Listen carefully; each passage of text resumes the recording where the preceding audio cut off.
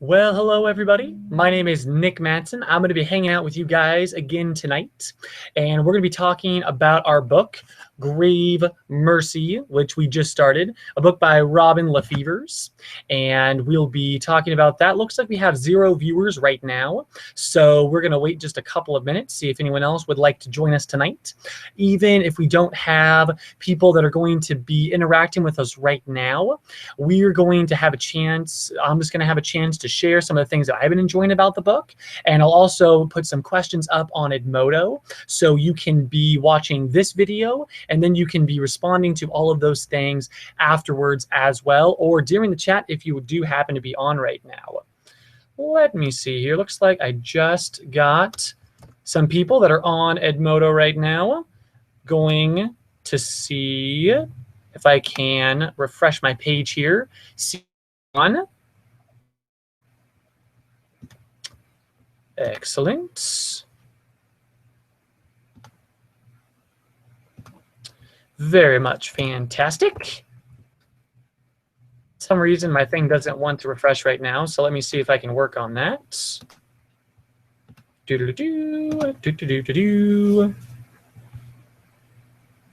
There we go. Now we have some replies. Looks like we have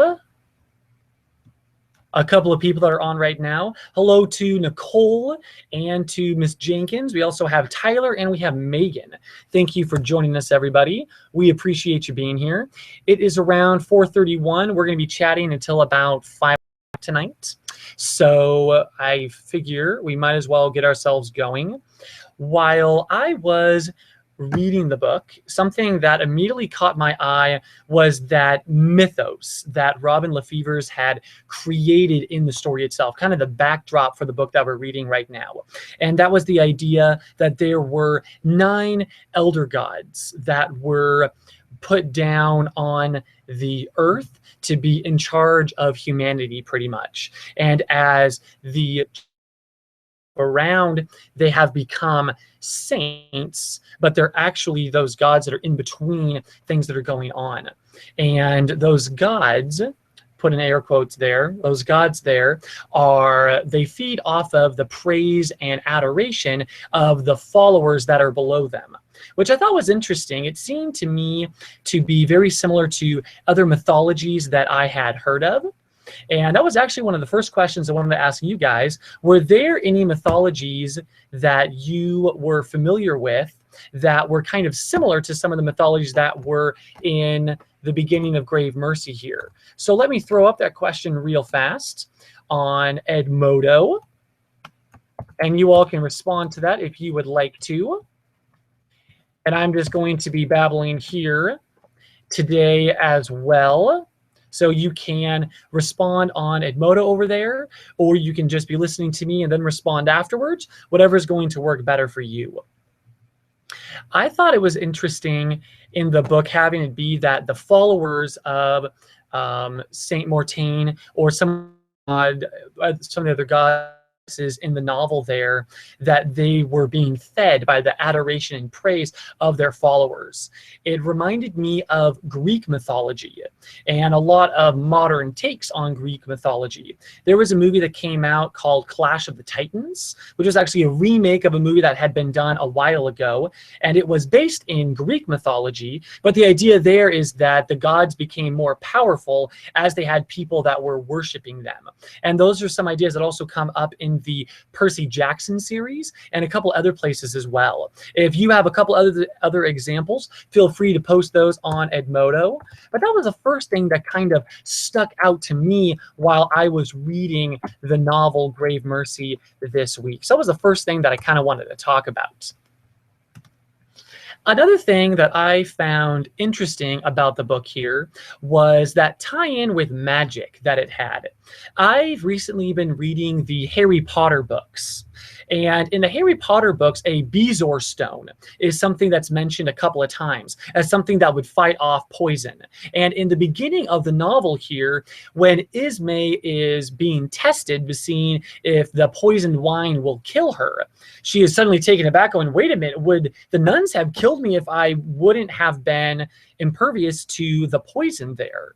And she is reassured that no, they would have had a Bezoar stone or something to take care of that. So I thought it was interesting that a Bezoar stone shows up in Harry Potter, but a Bezoar stone is also showing up over here in Grave Mercy. I always find it interesting when an author comes up with their own mythos, but they're also basing that mythos in different legends and different myths that have actually been in our world today. So even though they are creating that fantasy, that fictional world, they're pulling from sources and from legends that are around us as well. I found that really interesting. Looks like I have a couple of people that are posting over on Edmodo right now. Shelby, you're exactly right. Harry Potter is awesome. I've been really appreciating the books there. Let's see here. Shelby also has a question for us. What do you think is the main idea of the book? It is kind of confusing to tell. Shelby, I've only had a chance to read the first 8 chapters so far, and I think you're right. We have a character that is immediately jumping into the service of Death himself and working as an assassin for him. And so you kind of scratch your head going, well, what is this book actually going to be about? Where is this story going? And I'm excited to see where the book might take us and where the story might take us as well. Now, let's see here. There was a couple of other things that I wanted to mention. If you are interested, I'm kind of talking about the mythos of Mercy here and that idea of those 9 saints or those older gods. And when you're looking at that, Robin Lefevers, the author of Grave Mercy, actually has a site on one of the pages on her website that goes into more detail about the mythology behind those 9 gods. I put up the link to that on Edmodo, so if that's something that is interesting to you, go ahead and feel free to take a look at that. Something else that I thought was interesting was kind of the historical backdrop to our story. Yes, we do have some fantasy elements to this idea, the idea of Death himself, of those gods that are working in people's lives and able to give them powers. Very similar to the idea of demigods in the Greek mythology.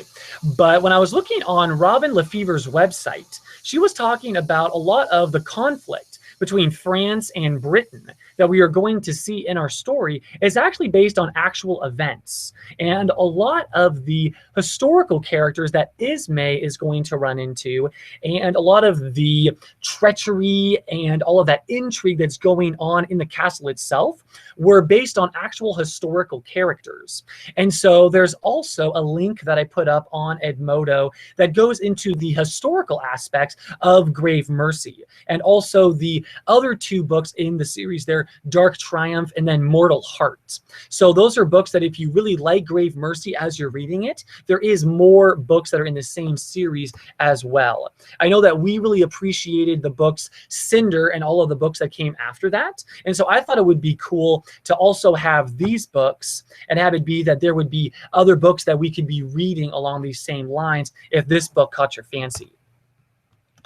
So those were just a couple of things that I wanted to mention off of the bat there. And as we're doing our talk today, there are a couple of questions that I would like to ask, but there's also a question and answer that I wanted to reference just a little bit about Robin Lefevers. I know that I really appreciated when we were reading Ungifted by Gordon Corman, going back and looking at some of the questions and answers that he had done, getting to know a little bit more about the author there. So I think I'm going to jump in to a question from Robin Lefevers there, and we will see what we can see here. One question that Robin Lefevers was asked, if you could spend the day with one of the characters from your books, who would you want it to be? What would you do? It would probably be Sister Seraphina, because not only would she teach me tons of cool stuff about poisons and herbs, but I suspect she knows a lot of the secrets there are at the convent. If I kept refilling her wine cup, she would be tricked into sharing some of those with me. So I thought that was kind of a fun idea as well. And let's see. What's your biggest pet peeve was another question that she was asked. Mean, judgmental people. they can just go away now, is what Robin Lefevre says. So we're going to keep coming back to that question and answer as well, get to know a little bit more about Robin Lefevre's, but I also wanted to talk a little bit more about the book itself. We also have some people talking over on Edmodo right now. Shelby asked the question, what do you think is the main idea of the book? Shelby says, there is always just service to death, not much else. And that's kind of where that's what Shelby is thinking. There's service to death, but where are other ideas going on here? So Miss Jenkins, Laura over the Coeur d'Alene Library says, I'm not entirely sure yet. Shelby, I think it's a little early in the book to tell. But based on the fact that the book is about an assassin, I have a feeling it might be a good bit about the value of life. And I think that might be the case as well. Tyler says he's going to go make a sandwich, so he's not really sure. And Shelby says that, yeah, that most likely will be the case. And let's see. Shelby also says that this book and the mythology behind them about the 9 elder gods reminded her of Percy Jackson. And Megan also said it reminded me of Magnus Chase and the Norse gods. Megan, please let me know how that book series is. I had a chance to read the first book in the Harry Potter series, and I loved it. And my family has really enjoyed the Percy Jackson series, also the series that came after that, The Gods of Olympus, and then you have the Red Pyramid, which was about the Egyptian gods. So I'm interested to see how he takes the story of the Norse gods and mixes it in, excuse me, with those other mythos that he's been building there. And that's kind of where my brain went as well, kind of those modern takes on those classic mythologies and the fact that the gods want to still be around, still be used in people's lives because they feed off of the praise that we give them. I thought that was really interesting. Looks like we have quite a few people that are on right now. Really appreciate you guys saying hi over there. We have Tyler, we have Megan, Jenkins, Nicole, Jake. So thank you all for hanging out with me right now. And let's see here. Is a question that I had for you is, were there any parts in our first reading here that made you uncomfortable while you were reading them? There was that scene in the beginning there with the man that she had just been married to, and that got a little rough very quickly there. You also have some of the male characters as she's going in to complete some of her tasks that treat Ismay with very little respect. And some of those things made me squirm just a little bit. And I was wondering if those things made you uncomfortable as well. Are those things that you have seen in some of the literature that you've read before? Or was it a, whoa, what's going on here? What am I reading? So I threw that up on Edmodo if you wanted to respond to that question there. And my thought is she is going to be an assassin, and a couple of times the nuns in the convent there say you're going to have to use your womanly wiles and a couple other things. It's just one of the tools in Ismay's arsenal as she carries out the commands of Death himself, of Lord Mortain. So I'm wondering if that's going to be something that's going to continue on in the story, or if Ismay is going to use some of the other tools at her disposal to get information and to play the romance and intrigue game in the castle there. So if you want to respond to that over on Edmodo, I would appreciate it. And let's see if there's some other things that we might want to talk about today as we get into Grave Mercy. Let's see here. A question that I had is, do you think that you would have done Death's bidding? Do you think you would have committed to Saint Mortain very quickly after learning that he existed? And that was another idea I found interesting in our book here, is that Ismay has been said that she was sired by Death himself. So Saint Mortain is supposedly her father. And all of the nuns in the convent seem to reiterate that idea and seem to think that that is exactly the way that it happened. So Do you have ideas on that? Do you think that she is the daughter of death? Do you think that she's not the daughter of death? Do you think she gets her powers another way? I think that is, once again, that's kind of what another piece that reminded me of the Greek mythologies, that idea that the gods would come down and have children here on Earth, and those would be the demigods of our planet. So I found that rather interesting. But do you think that just hearing about Saint Mortaine, do you think that you would sign up to be in a convent to do the will of death and to be serving the God, to be serving God that way? I found that rather interesting for sure. Let's see if we have a couple of responses over here on Edmodo. Going to refresh the page really fast. Shelby had a question. She says, on a scale from 1 to 10, what would you rate this book so far and why? And Nicole asks a similar question. What do you all think of the book so far? If you all wanted to respond over on Edmodo, that would be fantastic. Right now, I'm still getting into the story as I haven't read in so far. The idea that she was so willing to sign up and just work for death was a little bit interesting to me. The majority of the time when you look at the Greek myths, Hades is just one of the characters that is portrayed in those stories. But a lot of the time, Hades seems to be not a fantastic character. So then with Saint Mortaine in these books, it's interesting to me, is Ismay working for the bad guys here? Or is Saint Mortaine a good guy? Does Saint Mortaine have the goodwill of people that that are serving him? Is he actually a good god, or is he a bad god? We haven't really seen how much that is going to play into Grave Mercy, and we also haven't seen what Ismay is actually going to do. We know that she has killed 2 people already in our story in the first 8 chapters, and that she is an assassin for death, but is that just the idea that you have a war between England and France, and when there is war, there is going to be death, and there's going to be that intrigue and that danger that's going into that story? So if you would respond over to Shelby's question or to Nicole's question, and we'll see what you all think. Zach responded to Shelby's question and said 6, because I like books with action and a little death in them. Makes sense to me, Zach. And Nicole says, by the way, I didn't mean to copy you. I sent the post before I looked at yours. Nicole says, it's okay. Things like that happen. So you can respond to one of those. You can respond to both of them. You can put a response respond to both of them. That totally works too.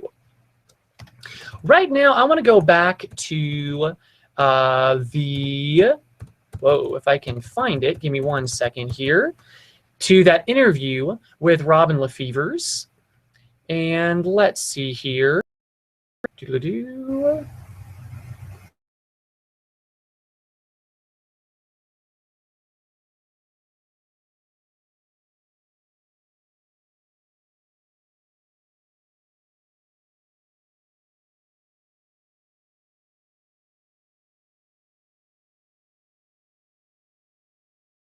Out of me for weeks. I was so jumpy that he often. So the question becomes, do you like Ismay so far? And why do you think she was so willing to join the convent of death and serving death? And I think that comes down to her past so far. We immediately jump into the action in this book. We don't have a lot of exposition to let us know who is Ismay and where does she come from. We know that that her mother tried to kill her instead of have her because her mom thought that she was the daughter of death. And we also see her father and also her husband beating her and tormenting her. And so I wonder if taking with that background, if something to get away from that background and a way to respond to that background and become powerful and be able to fight back against that kind of persecution was one of the reasons that Ismay was willing to join the convent of death. And instead of it being that death is just someone that kills people. It's actually that death is a god, that it is the Saint Mortain, and that he has missions and he has things that he wants to do in that human world there. So that was an idea that I found interesting. If you want to talk about that over on Edmodo. I also wanted to read you something, once again, from Robin Lefevers. She was asked a question about the darkness of her characters. And this is how the question goes. Ismay, the heroine of Grave Mercy, Sabella, the protagonist of Dark Triumph, and now Aneth in Mortal Heart are all powerful and likable protagonists, though each has a variety of very dark secrets. How do you maintain a balance, creating characters with whom your readers will connect, even empathize, while at the same time making all three of them scary as hell? Oh, now see, that's funny, because I don't see any of them as scary. This is Robin Lefevers responding to that question. Well, okay, maybe Sabella, but that was because she flirted with madness and walked the razor's edge of despair. The only thing holding her to this world at times was her love for her sisters and the knowledge that if she was gone, there would be no one to look after their interests. Which in turn, sorry, I lost my place there, which in turn I think is the key to making her character both empathetic and relatable. She had utterly valid reasons for being both so despairing and so deadly. Reasons readers would be able to understand and sympathize with once they knew them. There was a similar dynamic with Ismay. I think once readers knew her past, they understood why she would be so cheerfully take up her duties and commit to them so fervently. Those duties had taken her from abused and powerless to a force to be reckoned with. And who wouldn't embrace that? With Aneth, I think the trick was to show that, as deadly as she was, she also had strong moral convictions and a sense of right and wrong that steered her. Another important factor is that the scary, fierce part of these characters was only one of many facets, and most often a coping mechanism that had developed through years of hardship. So I think the most important thing is the character's backstory and what motivates them to act the way they do. If the reasons are ones we can empathize with, or at least understand, then it becomes possible to root for the characters no matter how scary they might seem. Well, I was reading through, that was another interview with Robin Lefevers that I found, and I found that very interesting, in that the backstory was the main reason that these characters acted the way they did and were willing to do those feats and do those missions for Lord Mortain. So if you wanted to respond to that question over in why do you think Ismay was so willing to join the convent, or if you want to respond to what Robin Lefevers just said about their past as a coping mechanism for other things that are going on, I'm going to refresh my Edmodo here real fast, see if we have some responses to some of our questions. Zach asked an interesting question. Do you think Mortain is bad or good? Once again, at this point so early in the story, I'm not sure if I don't think I have a firm handle on whether or not Mortain is good or whether Mortain is bad. It does seem interesting that Mortain's main way of his followers showing that they appreciate him is to go and kill people for him. Kind of makes him seem like a bad guy. But once again, that might tie into the idea that France and Britain are at war right now. And in war, there are a lot of things that happen that would not happen in peacetime. Very similar to the way that we were reading in Codename Verity, all of the terrible things that happened to Verity and to Maddie, things that would not have happened during peacetime. So it could be that Mortain is a good guy doing things that need to be done in a war, or it could be that he is a bad guy and has other ideas that are going to happen to Ismay and the other followers of the convent as we get further and further into the story. Looks like a couple of people responded to why they think Ismay was so willing to join the convent. Zach says she was so willing to get away from her past life. That makes a lot of sense. Megan says, I do not like Ismay so far, and I think she is so willing to join the convent because she thinks it will be better than her old life. So weighing those two options of being beat up and almost destroyed by those that are near her, or, working for death, she chooses working for death because it's going to be powerful. And The book also mentions that the nuns, when they tuck her in that first night, they gave her that potion to help her feel better. That was the first time in her entire life that someone had actually been kind to her. And that was something, I'm going to read the rest of those quotations from you guys in just a minute, but that reminded me of a passage that I just read in the story here. And it ties into why was Ismay so willing to work for them in the convent. And this is on page 44 of, it's right at the end of chapter 5. While the nuns are strict task mistresses, they are kind too, rarely raising their voices or shaming us. Mayhap they know that treating us well makes us want to please them all the more, or mayhap they suspect we have had too much shame in our lives already. I thought that was an interesting idea and might also go into why Ismay was so willing to join the convent. These were the first people in her life that actually reached out to her and were kind to her. So if they say, hey, you got to go kill people for death, it seems like she might be willing to make that happen. I'm going to go back to the question here. Megan said, do not like Ismay so far, but she thought it was better than her old life. Emily says, I like her. She was willing because she hated who she had to marry and because of how she had gotten there. Makes sense. Shelby says, I like Ismay, but also not because she is an assassin, but she is skilled doing her job, and it shows that women are awesome. There you go. The reason she was so willing to join the convent was because she truly felt at home when she arrived. And I think that's exactly right, Shelby. It looked like we had a couple more posts up on top here. So let me respond to, let's see what we have here. Shelby says we're approaching the end of the meeting with a sad face. It's very true. We have about 2 minutes left. So let's see if we have any other ideas. Shelby says, this is totally off topic, but like 3 weeks ago, I won a Well-Read Moose gift card for perfect attendance at my school. Shelby, congratulations. That is fantastic. I'm glad that the school was able to reward you for that by giving you a thing over to the Well-Read Moose. I've been in there a couple of times, and I love that place. It is awesome. And it looks like there are a couple responses to whether or not people think Mortain is good or bad. Emily thinks that he is good to the people who obey him, and because the people they kill are going to die anyway. They're just helping them pass on. Interesting idea. Mortain is the god of death, and death never seems to be good or bad in books that I've read. More of a neutral force. Another interesting idea, Megan. Tyler says, good sandwich. I'm glad you were able to get some food, Tyler. Zach says, I personally think that Mortain is just a fact of life and must be accepted. And Zach says, what was a sandwich? And Tyler said that it was a peanut butter sandwich. Very good to know indeed.